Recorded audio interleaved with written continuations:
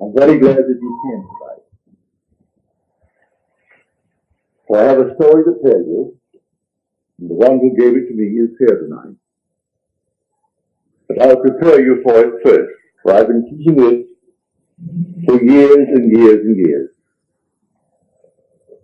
We can hear it and never apply it.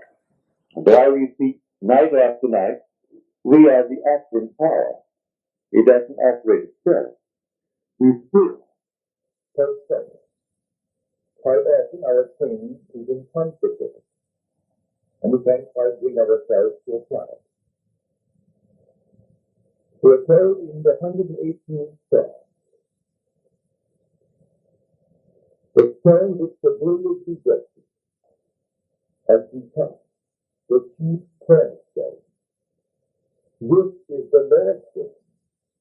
It is marvelous in our sight.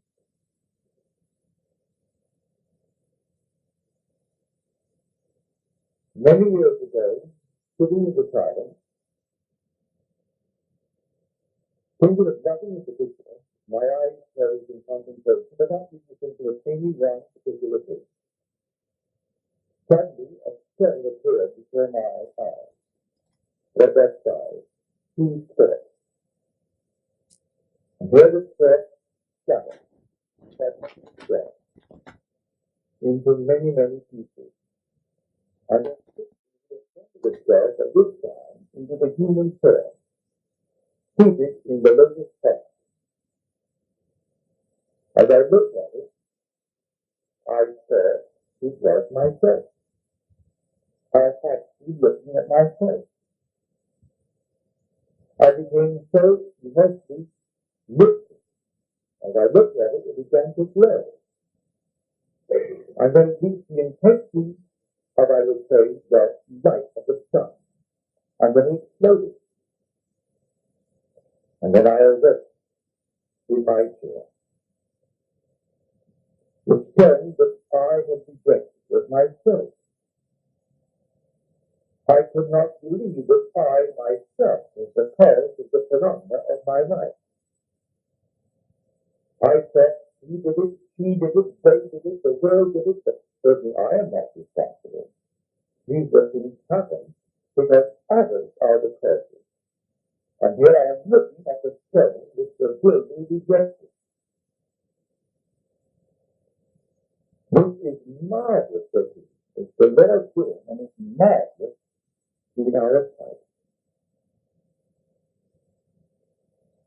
When we actually see this world as a world of a person, behind which the reality of imagining lay, we find the truth. All things exist in the human imagination. And by that I mean the individual imagination. In your own bosom, you bring your heaven and your earth.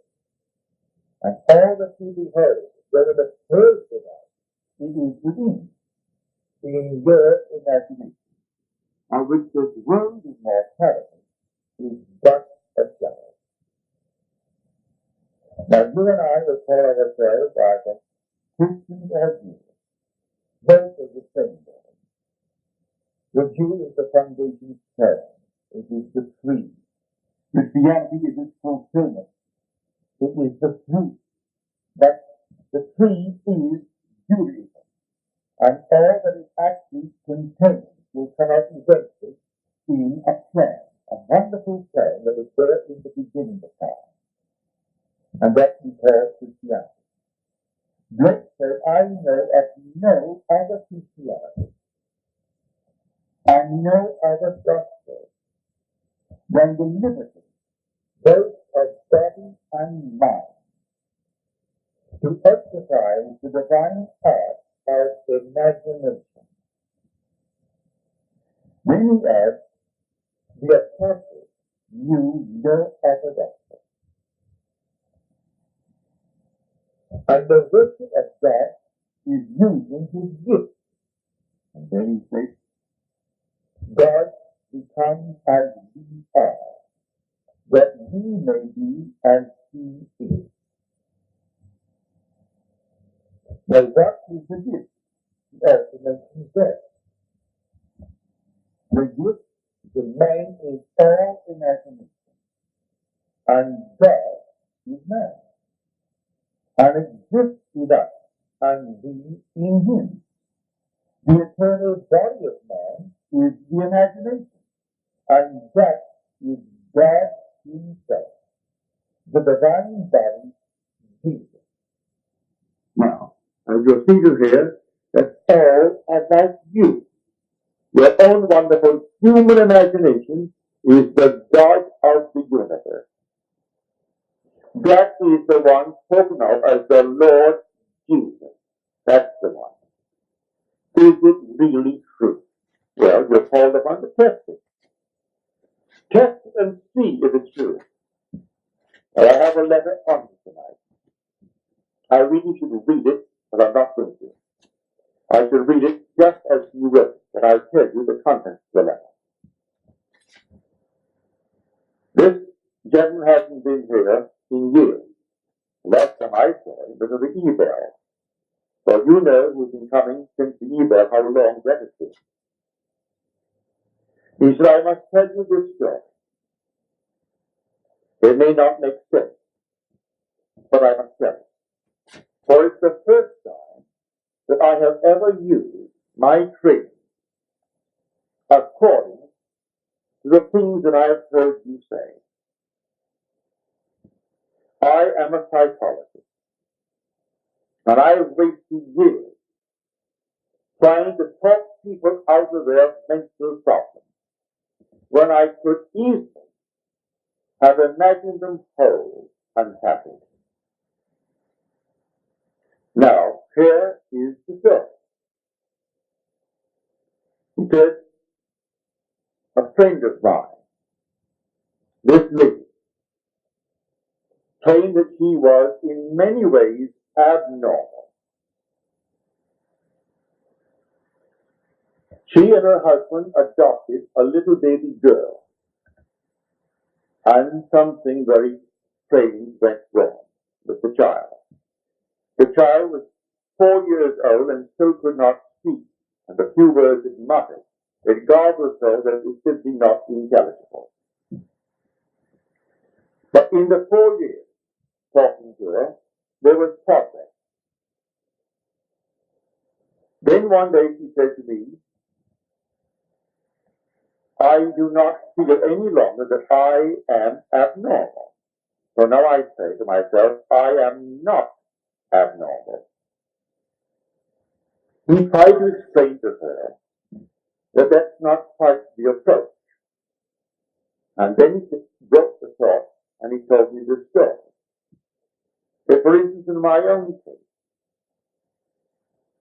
I find a home that I want. I begin to imagine that I'm living in that home. And then doubt sets in. With the result that that doubt materializes into a person. And that person has more money than I have, and he buys the home, leaving me out in the cold. I know from that experience that every person in my world only reflects a mood in me. Everyone that I meet, whether I know them or a stranger who buys the home that I wanted.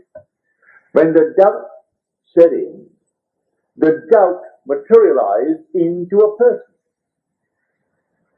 I didn't know him, but he only reflects that mood of doubt in me. So he has more money and he buys the home, and I'm out in the cold.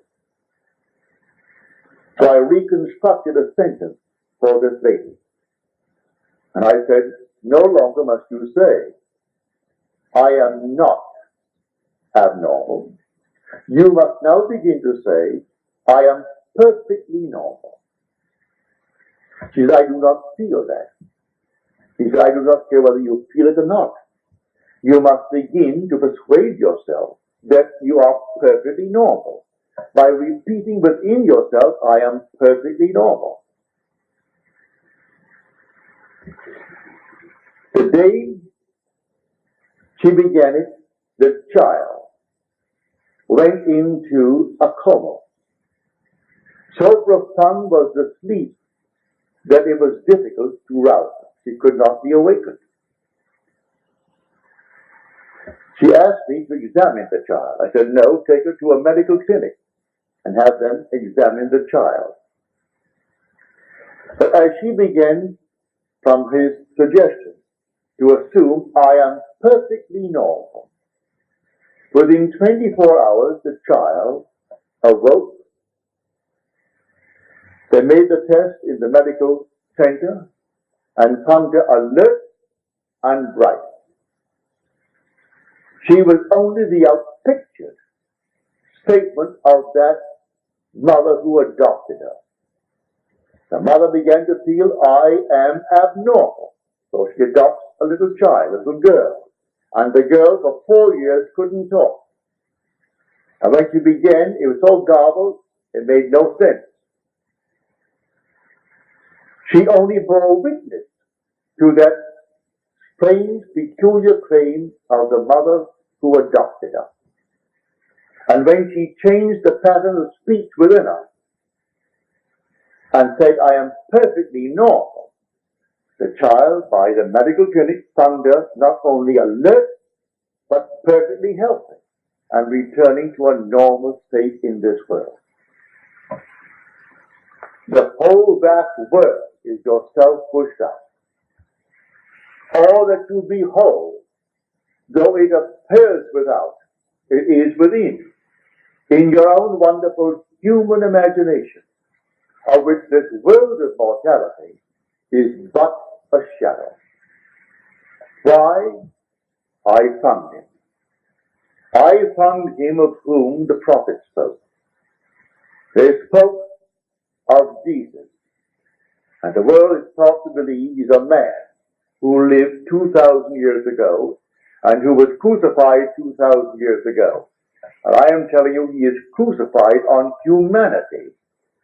And the one crucified on humanity is man's own wonderful human imagination. That's Jesus. And there is no other Jesus. That is Jesus. He is buried in man. He is the dreamer in man. And he is dreaming this dream of life. What are we feeding him? Well, I'll tell you what we feed him, because he is capable of anything in this world. And listen to these words from Deuteronomy, the 32nd chapter, the 39th verse of Deuteronomy. And these are the words of the Lord speaking. I kill, and I make alive. I wound, and I heal. And there is none that can deliver out of my hand. There is only one creative power in the world. The one who kills is the one who makes alive. The one who wounds is the one who heals. And there is no other power than this one power. And that one power is your own wonderful human imagination. That is God. There is no other God. He is buried in you. And the day will come, he will awaken within you. When I trust it is now that I could turn you from this world of seeming reality on the outside to a world of imagination. So you actually live in your own wonderful human imagination. If you do, and you really turn into a being who believes in the reality of his own imaginal act, you are then on the verge of rebirth. It does not say when. He tells you no one knows, not even the Son, only the Father. Don't ask me when, says he. But I'll tell you the signs of it when you actually begin to trust your own wonderful human imagination. When you can sit quietly all alone, asking help of no one, and really believe that your imaginal act is a creative fact, and that in the interval of time necessary, it's going to externalize itself and become a reality in your world. You're on the verge of rebirth. As you're told, unless you are born again, you cannot enter the kingdom of heaven, even though the kingdom of heaven is within you. The kingdom of God is within you, and God is in his kingdom. Although he is in his kingdom, and that kingdom is in you, you can't enter it unless you turn from this world of materiality, believing it is the cause, believing it is the reality, to live in your own wonderful human imagination. When you do, you'll find yourself on the very verge of being reborn. So you're warned, do not ask me when. I will tell you, not even the Son knows, only the Father. But I'll give you the symptoms of it when you can trust your own wonderful human imagination.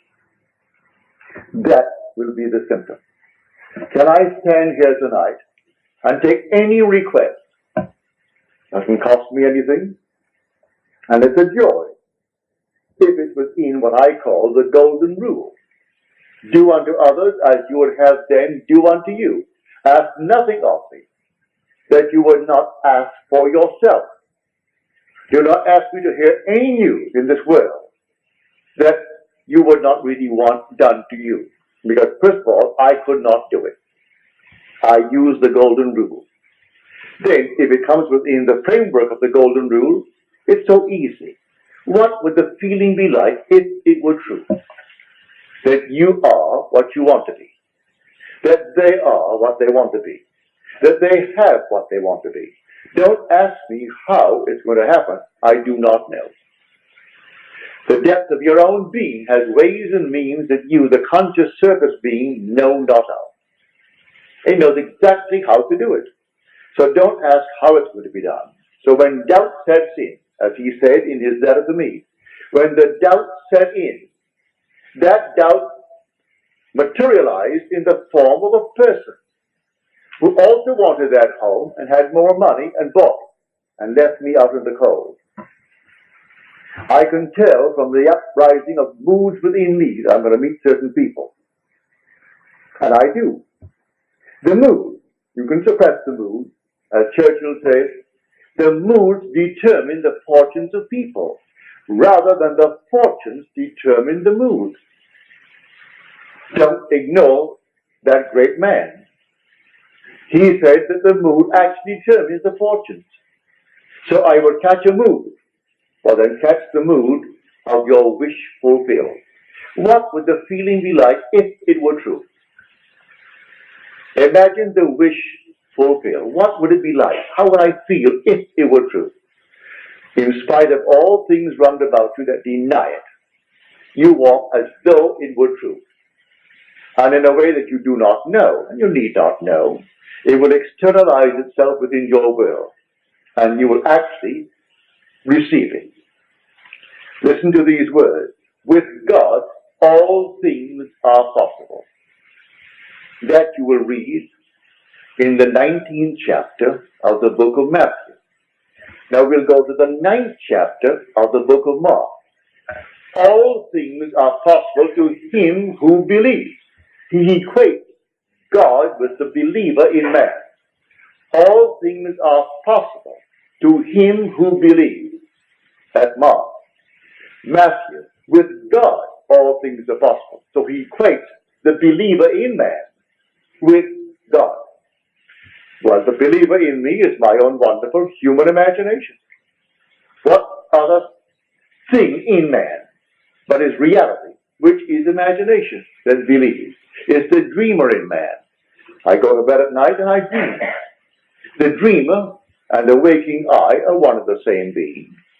Can I believe, or am I going to allow certain doubts?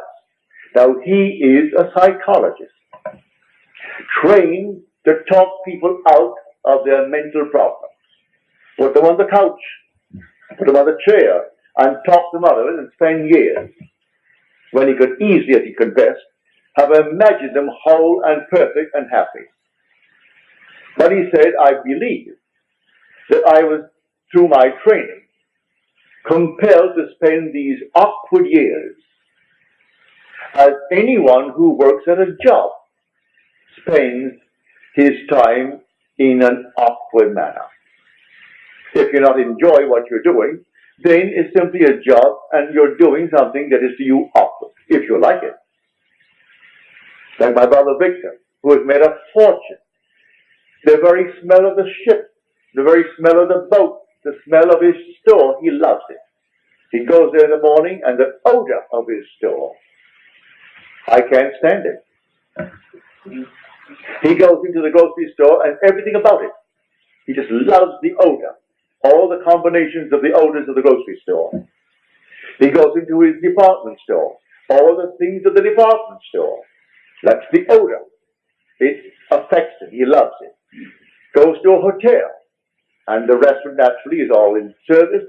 That affects him. And he loves it. He so loves it. He's in the mood of success. So, fall in love with something that really excites you. And feel that you are already what you want to be. And I tell you from my own experience and from this man's experience that it will work. Now, here is a man who heard me years ago. He came home one day, and I thought, now here's a man teaching people how to live correctly. And I had 2 books. They're completely out of print. You can't buy them. But I thought, if I could give them to someone doing this kind of work, who is serious, he's a trained psychologist, I'll give them to him. So I gave him these books. I don't think he's read them. First of all, they're named after the mountains of Switzerland, Zermatt and Oberland. But it's all imagination. The man who wrote it, I presume he's gone now. He was 94 when I last heard from him. But I gave him these books. They were new and completely out of print. You can't get the books. You might find them in some second-hand, but they were never popular books because they were very voluminous books. But he wrote them in the form of a dialogue like a Plato. He introduced 5 characters, and each one was a scientist, one was a philosopher, one was a mystic, one was something else, and they all discussed. And he had the central one who was the mystic, explaining the phenomena and the cause of the phenomena of life. And so he wrote these volumes. And I gave them to him. I asked him the other night, because he's here for the second time in years. And he mentioned the way he told me about them, I don't really think he really read them with understanding or really read them. Because it's told like a Plato would tell a story, introducing characters. Because the one person is speaking as the scientist, as the mystic, as the philosopher, as the atheist. He has them all present, only 5 characters. But the books are completely on imagination. And it's called the Zermatt Dialogues and the Oberland Dialogues. And I went down to the bookstore in Long Beach called Acres of Books looking for them. And old Mr. Smith, he's gone now. He was then in his 80s. And I was looking all over the philosophical department and the other departments. Oh, he said, you wouldn't find them there. You'll find them under Switzerland, the mountains. He didn't know the content of the book. Go over to the place and look under Switzerland. And there they were. So I found my 2 books. And I parted with him and I gave them to him in the hope that because he is a psychologist, a trained one, that these were showing that causation is all imagination. That imagining creates reality. What am I imagining? So they came to him, the embodiment of imagination. And they said, but you haven't eaten. And they were concerned because he'd been left alone and he had not eaten. And he said, I have food you know not of. And the food is, what are you feeding your imagination morning, noon, and night? You read the morning paper and you react. And you don't know one character there, any of them, and you react even before you get to the end of the page, based upon some biased reporter. But you react. That's what you fed the Lord. For the Lord is your own wonderful human imagination. That's God. and there is no other God. That is the Jesus of Scripture. That's the Jehovah of the Old Testament. And he is housed in you. That's why you are immortal. So you can drop right now. Now I tell you, it makes no difference to your immortality. Chop off your head, burn you, and turn it into dust. You are an immortal being. You cannot cease to be, because God became as you are, that you may be as he is. And so you're going through these with these strange, peculiar diets, and we simply produce what we feed upon. You can learn a lesson from the animal world. When we were children, we had ducks, chickens, all kinds of things that you have in a farm. And we were a large family. There were 10 children, 9 boys and 1 girl. And we had a father, mother, and grandmother, all living in our home. And mother would say to us, take, say, 2 or 3 ducks and put them away, because I want them in 2 weeks. I'm going to have a duck dinner. So you take the 3 ducks and you put them away. Well, she meant that you will change their diet. Because when I was a boy, fish was plentiful and cheap. You could bring in all kinds of fish. We had no refrigeration. So if it wasn't sold in the evening, early evening, it rotted. So you simply either use it for strange bait the next day, or you fed the animals, that is, the ducks. So we would take the fish while we kept them alive and fed on ducks, on fish. And they got fat and they were altogether healthy. But you couldn't eat that bird until you took it and isolated it and put it in a cage by itself and stuffed it with meal, corn, sour milk, anything of that nature.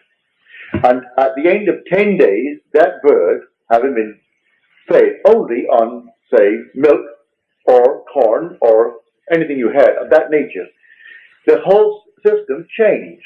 And so when you cooked it, it was like a milk-fed bird. If you didn't do it, you couldn't eat it. It's all fish. And I would know, I can see it now in my mind's eye. My mother said, Neville, get a few ducks and put them away, and I playing cricket and playing soccer, I forgot it. When I remembered, it was only about 5 days before. So I took the ducks and put them away, but 5 days was not enough to purge it completely of the fish. Well, you could smell that thing all over the neighborhood. On Sunday afternoon, we were going to have ducks. And we knew we couldn't have ducks because you couldn't eat it. You look at a duck and you're eating fish. So it repulsed everyone. Of course, we got a good spanking for it because we didn't do what Mother commanded us to do at the time that she told us to do it. Well, that is just like everything else in this world. You feed, as he said, I have food you know not of. You feed for a few days, a couple of weeks, on a changed mental diet. In this case, in 24 hours, when she took the diet that he gave her, I am perfectly normal. The child went into a deep, deep sleep from which she could not be awakened without a struggle. And then the clinic said, well, she's not only bright, but she's healthy. She's completely right. She was simply the outfiction statement that that girl lived with when she said, I am abnormal in many ways. You take a new diet tonight, and just like the duck. And it may take you a day, it may take you a week, it may take you 2 weeks. But if you actually persist in the changed diet, you will outpicture that diet, that change of diet, and your whole vast world will change. We are the only beings to whom he gave speech. He actually became man. And this inner speech is a marvelous gift. And you can't stop it. You're doing it morning, noon, and night. You go to bed talking to yourself. You wake in the morning talking to yourself. And whether there's someone present or not, you're still talking to yourself. You walk the street. Some are obvious when they do it. But most of us are not that obvious, but we're doing it anyway. We're carrying on little mental conversations with ourselves. But what are we carrying on? Arguments? Or are we boldly affirming and asserting that I am? And then name what I want to be. In her case, he gave her what she should say. And she argued with him, and she couldn't say it because I do not feel that yet. Don't wait to feel it, he said to her. Do it now. I am perfectly normal, because if you say I am not abnormal, that's not a creative thing towards your goal. In fact, it may be destructive. You want something positive, not something negative. I am not abnormal. I am perfectly normal. Then the child, the outpictured self. So everyone in your world is yourself pushed out. Blame no one. Don't even blame yourself. Just change the diet. They only reflect what you have been doing and maybe still doing. And when you see it, you change the diet. And the diet is simply words, all within you. So you assume that you are now the man, the woman that you want to be. Walk in that assumption as though it were true. Live in it just as though it is true. And then, who knows, that diet may not take more than 24 hours. I'm quite sure it will not take more than a few weeks to project itself in a way that you do not know. How do you know this little duck? And I'm speaking from experience. I'm not telling a story that someone told me. I was the one spanked for not catching those ducks the very day the order was given. And Mother was a kind of a disciplinarian that she always kept her word. If she promised you a bicycle, if she gave you a bike because you would do something, she kept it. If she promised you a beating, if you didn't do something, she kept that too. She was a great disciplinarian. I came back during the First World War. I went down on a schooner to what is now called the Virgin Islands. Then they were owned by Denmark. Santa Cruz, and what is now St. Thomas, and then St. John. We bought them during the war, the First World War. That is, we in America bought them. But then I was a British subject. And I went down on a schooner to get cattle because we didn't raise cattle in Barbados and we needed the meat. And they had the dairy, all Denmark. Denmark owned them. So there were dairy people. Bought the cattle, put them aboard the ship, and started back for Barbados. And we were becalmed off Martinique. Martinique has a huge mountainous volcano. We were out of sight of the island, so they couldn't rescue us. And there's no radio in those days, no possibility of contacting the mainland. And there we are, simply drifting, not moving an inch in the course of a day. And the cattle are dying. They're all dying. We were 8 days late coming into Barbados, and all the cattle are gone. From the bilge and the lack of food, the lack of water. And I thought, well now, when I came home, they'd be so happy to see me because I thought I was gone, because the submarines, the German submarines, were shooting at everything in the area. Even a little schooner. So I came in, and I came home. They all greeted me with open arms. But that very day, Mother said to me, I don't want you to go out into the sun. You've had enough sun on that schooner for these many days at sea. I must have been 2 weeks at sea, and no possibility of any shade. Burned to a crisp. Don't go out. Well, I had guinea pigs, and I had rabbits.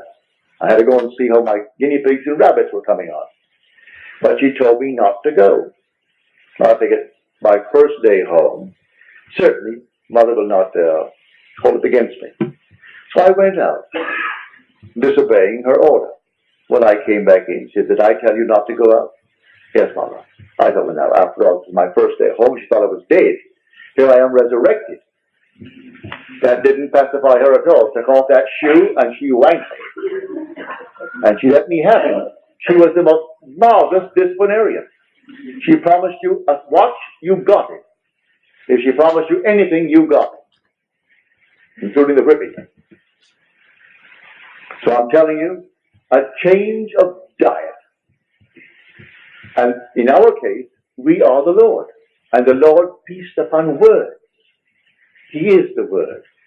And so what are you saying to yourself in the course of 24 hours? I am in want, I am this, I am that. Change it. Completely change it. And say within yourself, I am happily, blissfully married, if that's my objective in life. Reason denies it, your senses deny it, I am blissfully happy and sleep as though it were true. I can tell you that story from my own personal experience. It works that way. And when I told the details of how it happened, people saw the means employed, which I certainly didn't manufacture them, not consciously, and judged me harshly for telling the means. But, as you're told in Scripture, I have ways and means ye know not of. My ways are past finding out. All you do is simply go on the new diet. For when I found the girl to whom I'm now married, and blissfully happy with her, since the day I met her back in 1936, I was completely involved. I wasn't divorced, and in those days in New York City, a divorce was out. It only became legal after the very, very, very wealthy Rockefeller got his outside and then brought pressure to bear on the state to pass a decent, modest, normal, modern law, allowing people who cannot live together to separate and then seek a normal divorce. Prior to that, all divorces were simply collusion. All divorces. You paid someone to find someone, and then they signed these little things. You went before the judge, and they all knew. It was collusion anyway. Well, here I am completely involved in marriage, and I want to marry this girl. I met her the very first second I saw her. I said, she doesn't know it, but she's going to be my wife. She doesn't know it yet. And simply, I slept as though we were blissfully happy. She on that bed, I on my bed. It wasn't a sex act. It was simply, she was there in the room, in our lovely home, and I was in my bed and she was on her bed. So I didn't make it an emotional thing of that nature. And the girl, who was my former wife, who refused, she even left the state so as not to be given a son. And one day I got a call from the court telling me to come on down. They needed my advice. I went down to the court, wondering, what am I doing going to the court in the morning? When they brought her in. And I pleaded her case before these three judges. And she said to me, after I got her off, that was a very decent thing for you to do, Neville. And I know you want a divorce. Give me the papers. I didn't have the papers on me. And she and I got into a taxi and rode to my hotel, and I gave her the papers. Now, that's supposed to be illegal, so I'm told now. You can't serve your own papers. I didn't know that. Give her the papers. And I got my divorce in the city of New York. So I know it works. It took me 1 week to do it. That's all that it took me. 1 week. I simply went sound asleep in the assumption that my wife was there. And it's the girl to whom I'm now married and who bore us this glorious daughter. And it's been since 1936. So here, this heavenly state was denied me because I wasn't feeding myself the right food. I have food you know not of, and the food are words.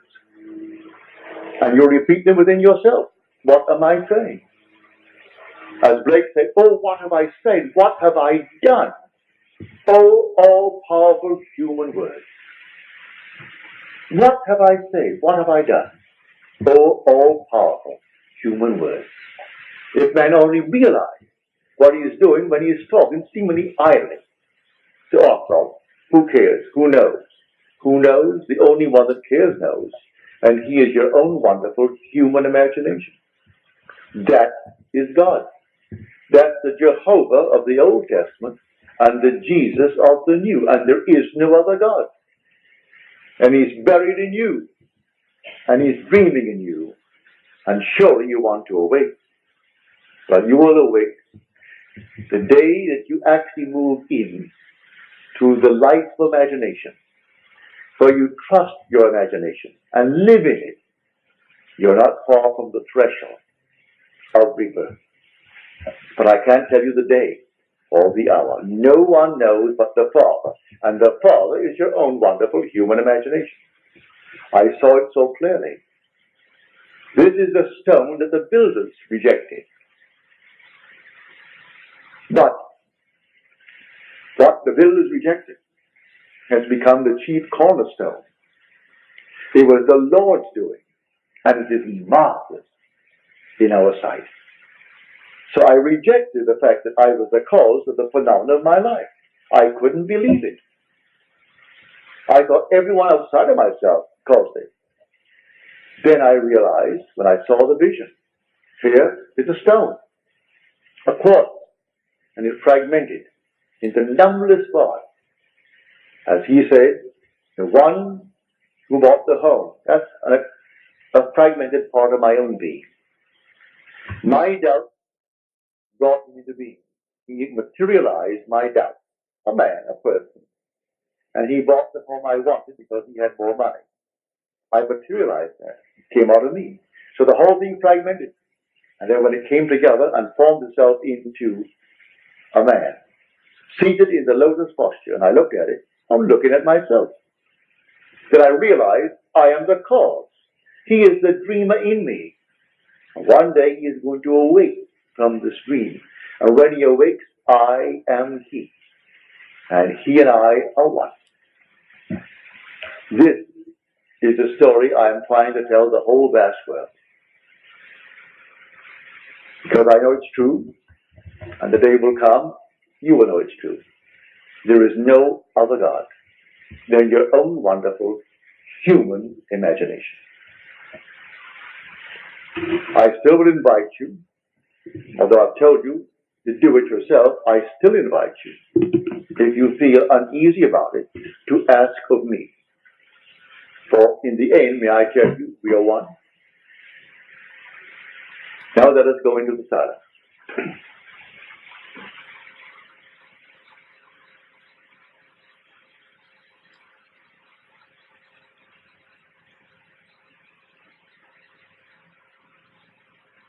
Good. So on Friday, I'm going to show you the parallels between David of the Old Testament and Christ of the New.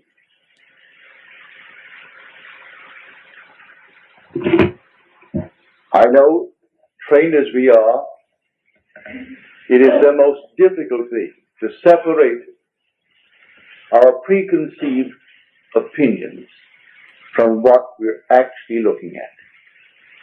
So I'll give you the passages and quote them for you and show you that you may go home, take the same book that I am going to quote and read it. But you're still going to find it difficult based upon your training to separate your preconceived opinions from what you're actually looking at. I'm going to show you it's the same being. Not only from Scripture, I have experienced it. So I know it is true based upon my own experience. But one would like confirmation from the written word. So on Friday, I'm going to make that my task to show you. Now, are there any questions, please?